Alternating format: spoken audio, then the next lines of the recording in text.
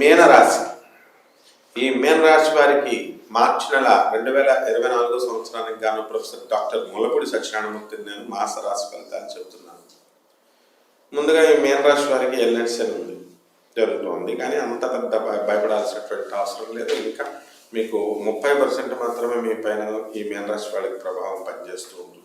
అయినప్పటికీ కూడా ఏదో ఒక విధంగా మీరు మనస్తాపంతో ఉండడం, ఏదో ఒక విధంగా ఆలోచనలతో ఉండడం అనేటువంటిది ఈ ఏల్నెట్స్ని మీకు కలగజేస్తూ ఉంటుంది.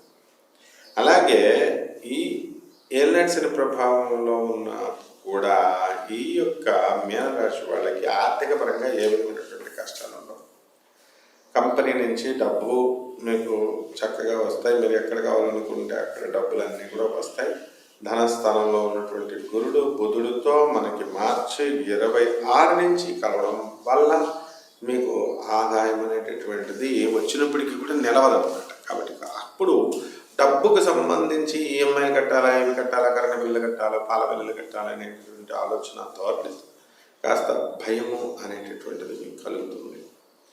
జన్మంలో ఉన్నటువంటి రాహు మరి యొక్క శుక్రుడితో 31 మార్చి నుంచి, అలాగే రవితో మార్చి 14 నుంచి, బుధుడితో మార్చి 7 నుంచి కలవడం వల్ల మీకు అనేక రకమైనటువంటి ఆలోచనలు కలుగుతూ ఉంటాయి. ఇది సాధించాలి, నేను అది సాధించాలా అని చక్కగా విందు వినోద కార్యక్రమాల్లో పాల్గొంటారు మీ పిల్లలు, మీ మనవాళ్ళవి.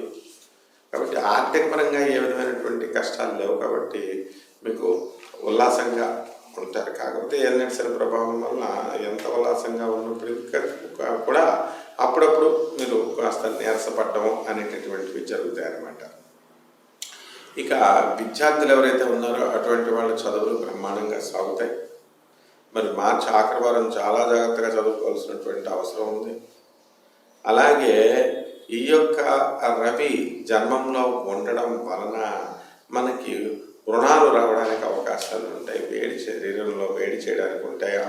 కొంతమందికి పైల్స్ ద్వారా రక్తం పోవడానికి, ఇలాంటివన్నీ కూడా అవకాశాలు ఉంటాయన్నమాట.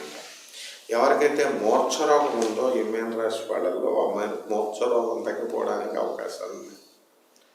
అలాగే సప్తమ స్థితిగతుడైనటువంటి కేతు ప్రభావం వల్ల భార్య యొక్క ఆరోగ్యం మీద ఈ కేతు పనిచేస్తాడు. అలాగే జీవిత భాగస్వామే కాకుండా వ్యాపార భాగస్వాములతో కూడా గొడవలైనప్పటికీ కూడా మళ్ళీ మామూలుగా సర్దుకొని మీరు అంతా కూడా వెళ్ళిపోవడం జరుగుతుంది.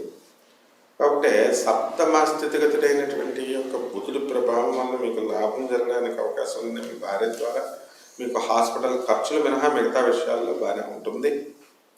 అలాగే సినీ సంగీత సాహిత్య రంగాలలో ఉన్నటువంటి వాళ్ళకి అధిక పారితోషికాలు రావడము, వాళ్ళకి గుర్తింపు రావడము అనేటటువంటి జరుగుతుంది.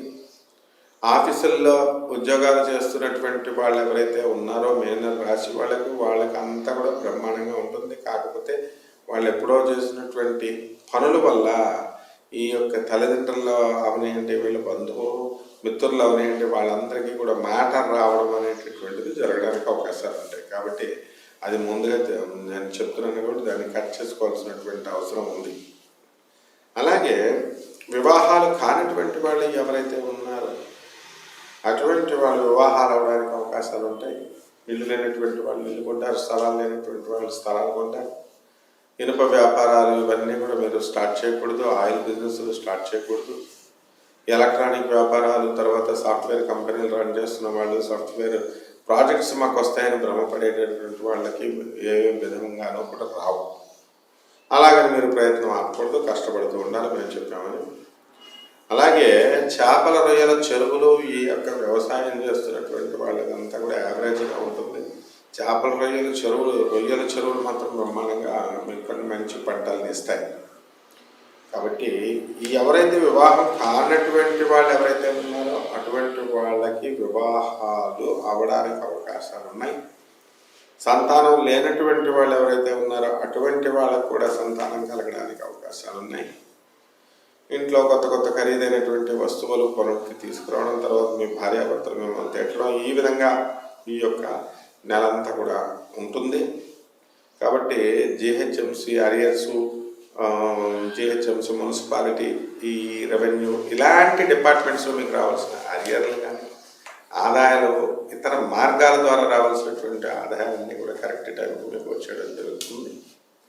రెమెడీస్ ఏమిటంటే ఏలినాటి శని ప్రభావం వలన శని జపం చేయండి, శని స్తోత్రాలు చదవండి, శనికి కిలోంపావు నల్ల నువ్వులు నల్లని వస్త్రాన్ని పేద బ్రాహ్మణులకి శనివారం నాడు ఉదయం 8 గంటలకి దానం చేయండి. అలాగే జమ్మి చెట్టు పూజకు చేసుకోవాల్సినటువంటి అవసరం లేదు. జమ్మి చెట్టుకి నీళ్లు పోసి ఇవన్నీ పూజ చేయాల్సినటువంటి అవసరం ఉంది. ఈ పూజలన్నీ కూడా ఇళ్లలో మీరు చేసుకోవాలి, అంతేగాని దేవాలయంలో చేసేస్తాం మాకు ఏది అవ్వదు, మాకు ఇంత సులువుగా ఉంటుందని డోంట్ అప్లై ఓవర్ స్మార్ట్నెస్నెస్. కాబట్టి ఈ విధంగా కనుక మీరు ఈ పరిహారాలు ఈ యొక్క శనిగ్రహానికి మీరు చేసుకున్నట్లయితే మీకు ఈ నెలంతా కూడా జాతకం బ్రహ్మాండంగా ఉంటుంది. శుభమస్తు.